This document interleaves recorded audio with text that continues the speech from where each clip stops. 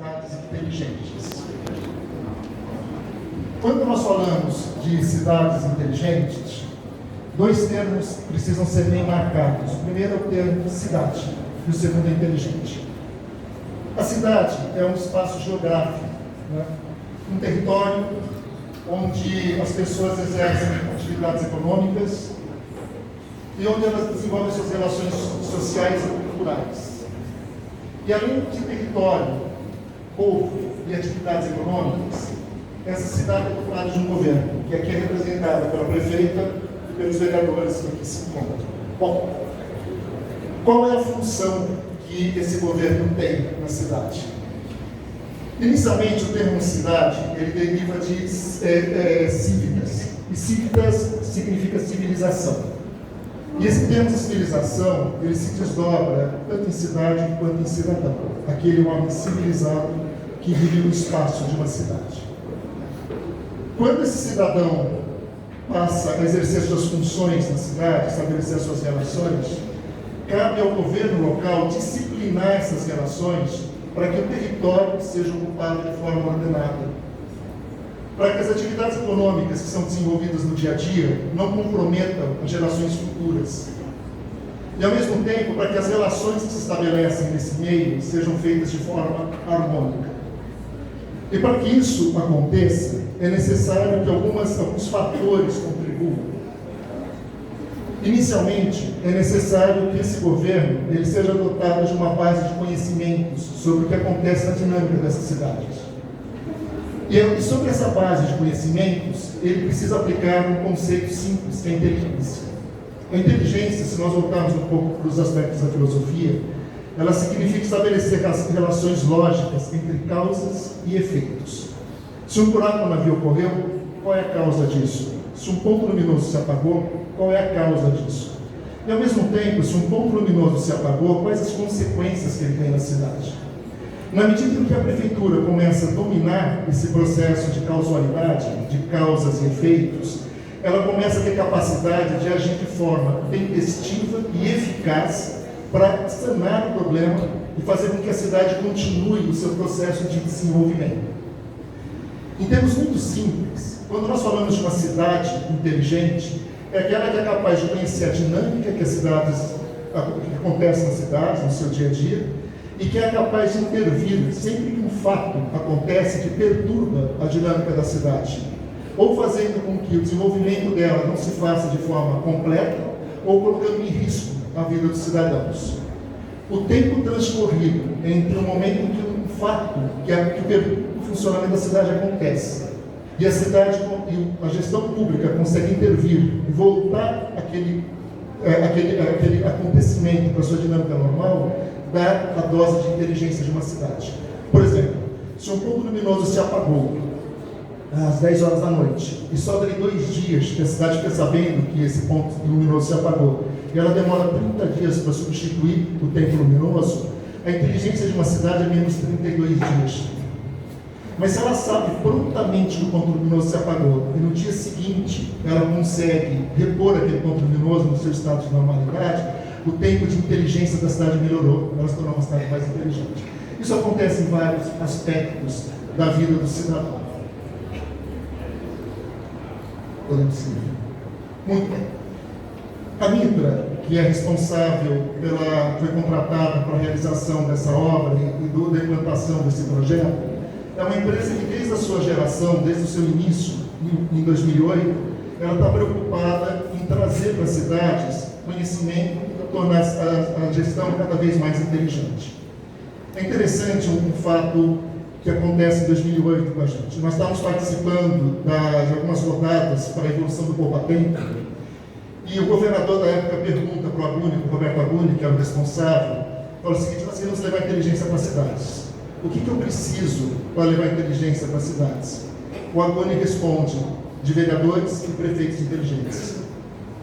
Ele fala que a cidade inteligente ela começa quando prefeitos e vereadores são dotados de inteligência para perceber a sua importância e desenvolver formas de executar a política pública com o máximo aproveitamento para a população. E esse é o nosso DNA. É isso que nós somos. Uma empresa responsável por trabalhar todos os seus dias para dotar cidades de ferramentas que as tornem mais inteligentes. A Mitra faz parte de um grupo econômico que se chama Varig.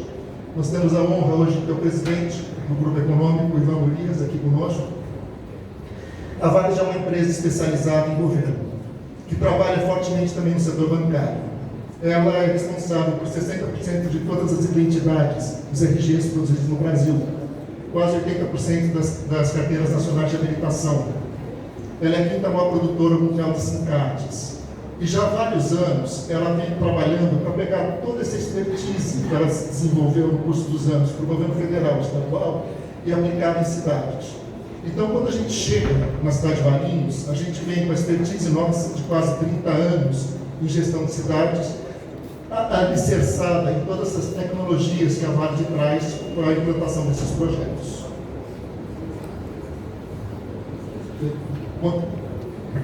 Prefeita, a gente, quando vai trabalhar com um projeto de cidades inteligentes, a gente parte de um pressuposto.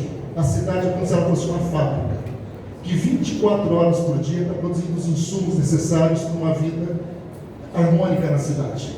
Ela produz água, merenda escolar, uniformes, luz, poda de árvore. É como se uma fábrica fosse produzindo mais de 700 tipos de serviço que são essenciais para a vida do cidadão, para uma vida digna numa cidade. E essa fábrica não pode parar nem um minuto em cada um dos dias. Ela tem que funcionar 7 dias por semana e 24 horas por dia. Bom, essa cidade funcionando, ela está produzindo uma série de insumos, consultas médicas, medicamentos, exames, vagas em creche. E cada cidadão que vive nessa cidade, ele tem um cheque de cidadania. Ele procura a prefeitura para descontar esse cheque. Ela fala, eu preciso de uma vaga em creche, eu preciso de merenda escolar, eu preciso de medicamento, eu preciso de médicos. E a prefeitura tem que ser capaz de descontar esse cheque. Ela tem que ser capaz de receber essa demanda do cidadão e devolver para esse cidadão um serviço de qualidade. Então nós dizemos que a relação que se estabelece entre essa fábrica e o cidadão é uma relação de consumo, em que cada cidadão vai procurar a administração pública para solicitar um serviço ou uma coisa, um produto que ele precisa, e ele espera receber um serviço ou um produto de qualidade dessa administração, descontando o que nós vamos chamar de um cheque de cidadania. Bom, quando a gente pensa dessa forma, existem 3 pilares que são fundamentais para que esse cheque seja descontado. O primeiro é uma coisa chamada governabilidade. A governabilidade é a capacidade que o poder público tem de fazer com que uma ordem dele seja cumprida na sociedade, faça coisa na sociedade.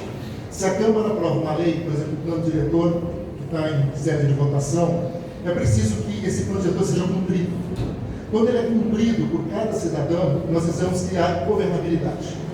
Quando uma ordem é exarada da administração pública e o servidor público da ponta executa essa ordem, nós dizemos que há governabilidade. E não há bom governo se não houver governabilidade. Então, as tecnologias que vão ser implantadas nessa central, a função principal delas é da governabilidade. É fazer com que as ordens emanadas das leis municipais, das autoridades públicas, sejam fielmente cumpridas pela máquina administrativa. O segundo elemento fundamental é o que nós vamos chamar de poupança corrente. Na medida que todo esse ciclo começa a acontecer de forma correta, dois elementos acontecem. As receitas da prefeitura, elas se tornam equilibradas e as despesas contidas, de uma tal forma que a todo mês sobre recursos para investimento. Nós não podemos esquecer que a cidade cresce aceleradamente todos os dias e a prefeitura tem que estender redes de água, asfalto, criar creches, e ela precisa de recursos. E para que haja recursos, a receita e a despesa têm que formar uma equação onde sobre o que nós vamos chamar de poupança corrente. Então, na implantação desse projeto, essa é uma preocupação constante da gente. Fazer com que ele reduza as despesas desnecessárias e torne as receitas públicas recebidas nos seus termos corretos. O terceiro pilar é a transparência governativa. Significa que cada cidadão que mora na cidade tem que ter acesso às informações que estão sendo produzidas sobre ele e sobre os serviços públicos disponibilizados. Bom, na prática, o que nós estamos fazendo num projeto como esse é transformar aquilo que vocês veem na esquerda, que é uma administração pública baseada no processo burocrático, onde os processos que correm na prefeitura são analógicos, são papéis, eles se acumulam em várias secretarias fragmentadas, e se nós quisermos saber o que está acontecendo em cada local de governo, nós temos que consultar papéis, fazer pesquisas demoradas. E mesmo o gestor público, que está lá no topo, ele não consegue saber exatamente o que está acontecendo na dinâmica dessa cidade. Nem ele e nem os vereadores. E o caminho nosso é transformar isso num processo digital. Lentamente, aqueles processos analógicos, burocráticos, vão sendo transportados para uma órbita digital. E nessa passagem, alguns elementos são fundamentais. O primeiro é um profundo respeito pelo servidor público. O que nós estamos fazendo nesse processo não é tirar funções do servidor público, é tirar o servidor público das tarefas rotineiras, aquelas decisões que podem ser tomadas por uma máquina, por um processo lógico, e fazer com que ele se concentre nas atividades onde existe a sua competência funcional, as suas habilidades funcionais. Então, do todo dos processos que correm por eles, sobram aqueles onde a sua função é relevante. O segundo elemento fundamental desse processo é conhecer a jornada do cidadão nesses processos e transportá-la para o meio digital de uma tal maneira que uma máquina, ao tomar uma decisão qualquer, ela tome baseada na legislação, nos regulamentos que nós temos disponíveis. Então, esse caminho que vai sendo trilhado. Um ponto importante que está relacionado com esse espaço. A maior parte das pessoas, todos nós, preferimos o atendimento humanizado, pessoal. Então, essa central, ela tem a função de ter no seu substrato, na sua estrutura, um organismo de inteligência funcionando automaticamente, mas a possibilidade de vir até esse local e ser atendido de forma humanizada, ter os seus pleitos compreendidos por esse cidadão e encaminhados, principalmente quando nós estamos falando de pessoas mais idosas, pessoas que têm dificuldade de operar máquinas e equipamentos. Então, é um processo que ele vai ocorrendo gradativamente. 5 etapas são necessárias para que isso aconteça. A primeira está em curso, já há quase 4 meses. Nós mapeamos e coletamos informações de diversas fontes de dados que o município tem. Então, os sistemas nossos se conectam com bases públicas da educação, da saúde, da assistência social, do tributário, puxam essas informações de forma dinâmica desses sistemas, tratam, enriquecem e higienizam essas informações, criando um conceito de um banco de dados único.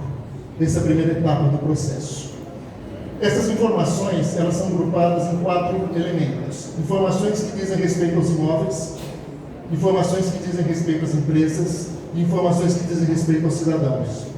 E todas essas informações são assentadas em cima de um mapa digital que a gente chama de uma unidade de geoprocessamento.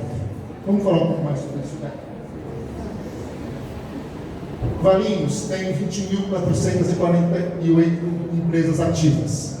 Nós sabemos isso porque nós lemos as bases de dados do sistema tributário, cruzamos com dados da Receita Federal e estamos cruzando agora dados com a JUSESP, com a Junta Comercial do Estado, usando a rede G5. Então, quando nós dizemos que existem 20.448 atividades econômicas entre médicos, dentistas, empresas, indústrias, etc., exercidas no município, nós estamos dizendo que essas empresas são conhecidas pelos 3 níveis de gestão e reconhecem que elas estão em funcionamento no município.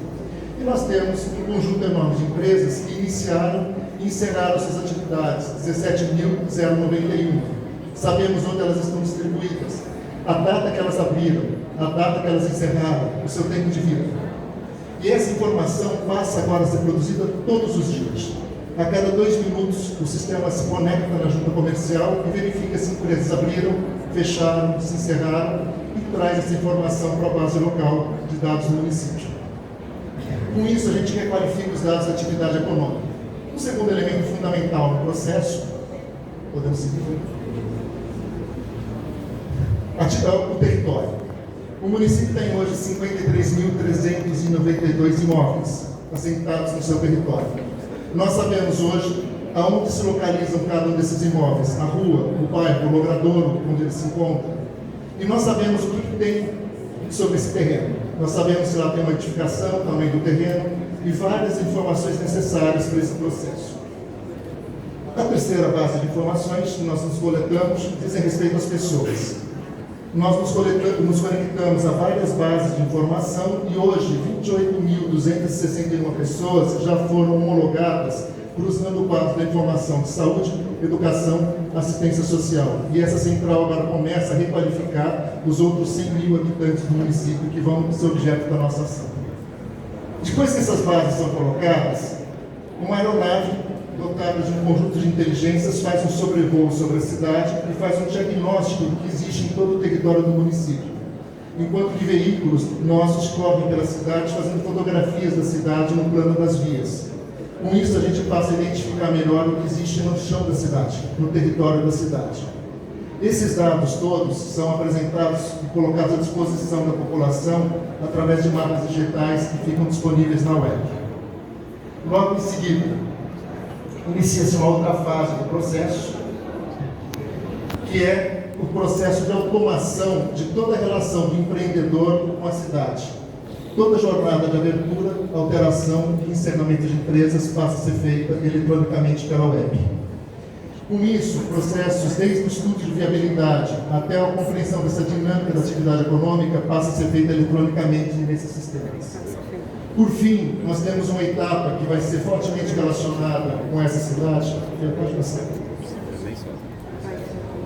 que é a identificação do nível do cidadão. Usando conjuntos de técnicas de identificação biométrica, cada um desses cidadãos é identificado de forma única. E no momento que ele ganha esse cartão, que é feito nessa central, que tem toda a tecnologia que a gente usa nos RGs, ele passa a ser capaz de apresentar esse cartão como documento único de identificação para que ele possa obter um serviço público, como a matrícula em creche, a abertura de um prontuário médico, a retirada de um benefício. Com isso, as 3 bases de informação do município são fechadas. E quando nós chegamos nesse ponto, nós consideramos que estamos aptos a abrir esse espaço, que é a central.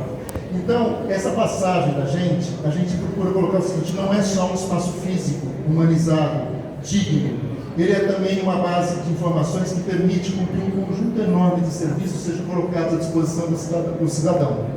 E sobre essa base de informações, a cidade começa agora a poder construir outros pilares.